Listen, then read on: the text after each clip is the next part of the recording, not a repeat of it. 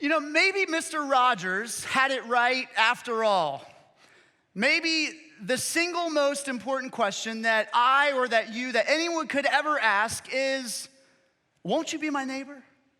Won't you be my neighbor? I'll tell you, this has been on my mind every single morning. Every single morning, my eyes open and I hear, won't you be my neighbor? Now, this is not God. This is not me. This is because my 3-year-old Ada has figured out how to use the Roku. And so every morning, she turns on the TV, and she turns on PBS Kids, and she turns on Daniel Tiger, and she turns the soundbar to the absolute maximum that will go. And so every morning, our household is awoke to, won't you be my neighbor? But it's actually, I think it's a great question. I think it's a great question. And more than Ada, and more than Fred Rogers, you know who else cared about that question of won't you be my neighbor? It's Jesus. In church, the answer is always Jesus. Jesus cared about the question of won't you be my neighbor? He was talking to a really intelligent guy. It's recorded in Luke chapter 10, and it says that this guy was a lawyer. Check out this interaction. Behold, a lawyer stood up to put him to the test. And really quick, do you know what the lawyer named his daughter? Sue. Behold, a lawyer stood up to put him to the test, saying, Teacher, what shall I do to inherit eternal life? And he said to him, what's written in the law? How do you read it? And he answered, you shall love the Lord your God with all your heart, with all your soul, with all your strength, and with all your mind, and your neighbor as yourself. And he said to him, you've answered correctly. Do this and you will live. But he, desiring to justify himself, said to Jesus, and who is my neighbor? Who is my neighbor? Notice the follow-up. He's not struck by the fact that he reports back to Jesus, well, I know that I'm supposed to love God with all I have, and I know I'm supposed to love my neighbor, but I just have one clarifier, Jesus. Who is my neighbor? And I'd ask us the same thing. Who's your neighbor? Is it the person just right next to you?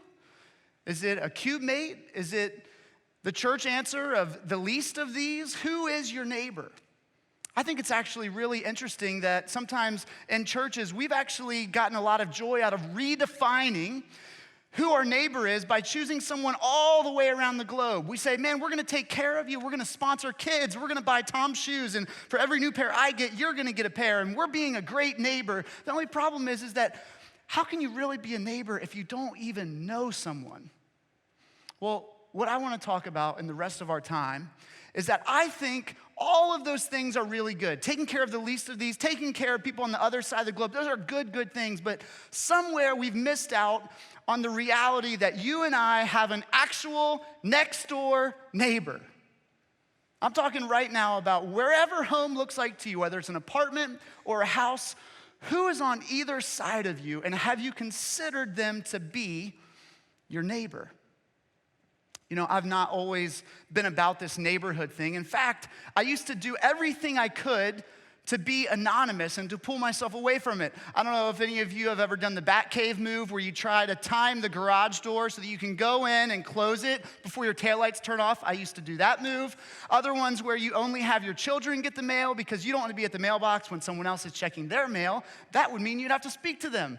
And so this was sort of my whole mindset, especially when we moved over to the west side to help start Crossroads West Side. We moved to Cleves, we moved into a neighborhood, and it was really great in that it was close to church. It also shared an intersection with our subdivision. So Old Middle School, Crossroads West Side, our subdivision where we lived, and I just knew when we moved in, I had two things. I wanted to lay low, and I didn't want anyone to know that I was the church guy. I didn't want anyone to know. Because this is the west side. It's really cool to belong to a parish. It's really cool to go to church festivals. You do not want to be the leader of the cult in the old middle school who watches videos in a dark room. You do not want to be that guy. And so I just did everything I could to lay low and not be noticed. I realized that my efforts were not paying off one day. Guys, you'll resonate with this. Cutting grass, hot day in August, our backyard was good for one thing, and it was sled riding. It was a straight uphill, and so not self-propelled, and I'm cutting the grass, and I'm going back and forth, and I get the grass done, and so I come inside, and it's one of those days where, the humidity is even making your shirt stick, so I'm trying to peel my shirt off, and my gym shorts, the elastic drawstring is on its last leg. It's not really doing its job, and I reach into the refrigerator around the water to grab a beer, and I think, I need to go out and look at this and just make sure it looks good. Guys, I know you're with me. You walk out to the sidewalk and you want to go take a look, maybe put a picture on Instagram and showcase the lines in the yard. So I'm thinking this, except as I go to open the door, my 75-pound golden retriever sees a deer across the street and he wants to jet out. So I leap out the front door, trying not to spill the beer, trying to hold his shorts on, and I grab Ralphie by the collar, and I'm there in the middle of the front yard, a lot of plumber crack happening, when a couple of speed walkers walk by and go, "We love Crossroads." Or every time little Lena Pitzer would ride her bike by and I'd be outside, she'd go, "Hey, church man, hey, church man." I didn't want to be the church man. I didn't want to be known for this. You see, I wanted this neighborhood to be a retreat from the work that I did at a church. I wanted this to be a place where I could fade into the woodwork, and I didn't want to be known. But what I did want, I wanted friends. I wanted friends. See, when we moved to the west side, we didn't know anyone. We didn't have anyone. All the people that lived on the east side who said, "We'll visit all the time. You never go west of 75. You know you don't. You know you don't." And so we were in this spot where we said, man, we feel kind of lonely. We feel kind of lonely. Maybe we should meet some of these people around us. So we got this very scientific plan together, 3 points. It involved beer, using mild curse words so as to not come across too churchy, and number 3, the driveway. The driveway. And so I made an intentional effort in the evenings to grab a beer, go out in the driveway, and just sit in the driveway and see if it would attract anyone. And wouldn't you believe it worked? It worked. People actually started slowly coming out of their house. Maybe it was just because there were kids riding their bikes up and down the street and they started to talk. And then over the weeks, we actually saw this circle began to grow. The number of camping chairs at the bottom of the driveway began to grow. And we started to find out, man, your life is a lot like my life. We should hang out more often. We started to do things like chili cook-offs. We did things like fireworks. We knew we were official when we made the invite-only Quietwood Lane Facebook group. Yes, that is when you know your neighborhood is official. And it was like, man, we're actually starting to get somewhere over here. This neighborhood thing is pretty good. We didn't even know the value of neighbors until we were really in need. That same year that we moved over to the west side, Abby was pregnant with Ada. And Ada came 6 weeks early. I remember that night frantically. We have a 5-year-old, we have a 2-year-old, and immediately we just called the neighbor across the street. "Jenny, we need you." Well, just so happened, Jenny had also had a premature baby. She knew exactly what we were going through. She said, "Just get out of there. Don't even worry about the girls. I'll go over and take care of them." It was our first time we were actually in need, and the people around us came to our rescue. 8 weeks later, an 8-week-old Ada would be in her crib, and we went to check in on her before bed, and she was struggling to breathe, gray, lifeless. We whisk her away, and that actually wasn't a quick one. That was a stent in the PICU at Children's Hospital, and it was between Thanksgiving and Christmas at the worst possible time. And I want you to know, those neighbors didn't just get our mail. Those neighbors did things like Christmas trees and birthday shopping for Emmy with the December birthday and Christmas shopping and gift wrap. And they made sure that our family stayed together. And all of a sudden we realized this is what neighbors are for. It was one of the only bummers of knowing that we were going to come back to the east side as we thought, how in the world are we ever going to replace these people? How are we ever going to live on a street again that feels this much like family? They had a big going away party for us, and I love to look at this picture because it reminds me of all of the people that God used over there. I remember one of the people after, they said, "Hey, none of this would have happened without you guys." I go, hold on, we don't need to take all that credit. No, seriously. Had you guys been like normal people only in your backyards, none of us would have ever come out of our houses, and we have this now. We have this, and I realized that the place that I was trying to retreat from ministry, God had other ideas. God actually said, no, you're going to go to those people first.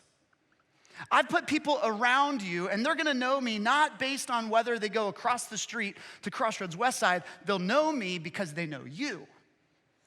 And that's the value of neighborhood. We were pretty amped, actually, to have that under our belt and to know this whole neighborhood thing is doable. And so we moved here. We came in sort of guns blazing, like, this is gonna be awesome. New neighborhood, what are we gonna do? Except there were a couple differences. The neighborhood that we live in now doesn't all look the same. It's very diverse, and that's a great thing, and also it's harder to have commonality. And I'll tell you the big one, I'm a little embarrassed to say, is all my friends are on the east side, all my family's on the east side. And I know I'm supposed to be the neighbor expert right now, but I'll just say I've not needed my neighbors, and so I haven't invested in them. I haven't needed the people on my street. They're just the people that live next door. It wasn't until I was with some of you guys last month in New Orleans. We took a Crossroads trip down to New Orleans, 100 Crossroads folks, 40 East Siders. And I had this aha that just sort of reoriented me around what it looks like to love your neighbor. You see, the house I was working on was at one end of the street, and there were 7 or 8 Habitat houses that had been built over the past couple years, and there was one at the other end. And we were working on these bookend houses, and the tools were at one side, and I was on the other one. So every day, multiple times, I'd have to go and get a new drill battery and walk back, and then I'd be out of nails, and so I had to go back. And one of these times, as I'm walking, I look across the street at a house that's been there since before Katrina, and I see a guy on the front porch that go, "Hey, man, what's up?" And I keep walking. Except it takes a second to hear that he's just yelled out, "Hey, get back here." So I think, oh man, we've done something wrong. We blocked a dryer. I don't know what's going on. So I go back and, hey, what's going on? He said, you know, in the 2 years that they've been building those houses, you're the first person to ever speak to me. What? I learned this guy's name is Feliz. And Feliz would live through the storm. He's been there his whole entire life. And he's now seen a lot of really good people with a really good intention build houses across the street, and somehow they failed to notice him. He told me about how the worst thing lost in the flood was a remote-controlled Jeep Wrangler, and how he'll never get it back.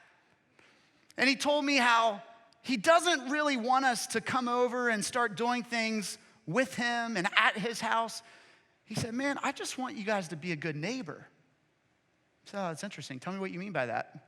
Well, I want you to be a good neighbor. I just want to know that you see me. Do you see me?